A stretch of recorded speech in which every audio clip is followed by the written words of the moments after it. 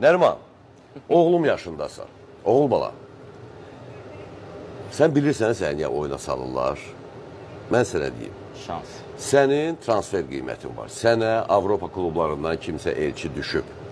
Və Qurban Qurbanov, Elçin Rəhmanov və Qarabağın məşqçi heyəti səni ona görə oyuna salır ki, sən özünü göstərəsən və menecerlər, skautlar sənin yaxşı oyununu görsün və səni alsınlar, aparsınlar. Super. Yəni sənə Qurban Qurbanov və məşqçi heyəti şans yaradır ki, abala çıx, özünü göstər.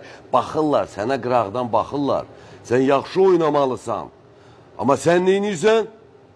Sən meydana çıxırsan və sənin səhvlərin ucbatından Qarabağa qollar vurulur. Etiraf elə ki, mən sənin ucbatından. Ayağında top qalmadı, hücuma keçəndə futbolçunun qabağını kəsdin, topu qəbul edə bilmədin və bütün bunların hamısında tap bizə başladılar qolları vurmağa. Deməli, Nərman, özün də etiraf elə. Ya oynaya bilmirsən, ya özün bilərəkdən zəif özünü göstərirsən ki, səni Qarabağdan götürüb Avropaya göndərməsinlər. Bunu da demirəm. Demirəm, amma gəl etiraf eləyək də ki, vəziyyət budur. Sən oyuna çıxıb, oyunun aqibətini dəyişə biləcək futbolçu deyilsən.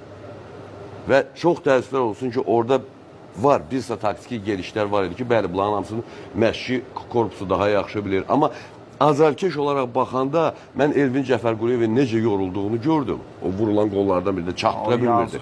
İri planda da görürdük, çatdıra bilmirdi. Və o dəyişməliydi vaxtında.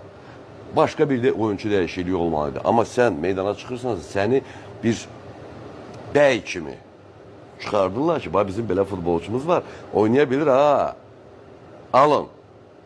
Sən aləmi vurdun bir-birə. Bax, söhbət bundan gedir. Başqa mən heç nə demək istəmirəm.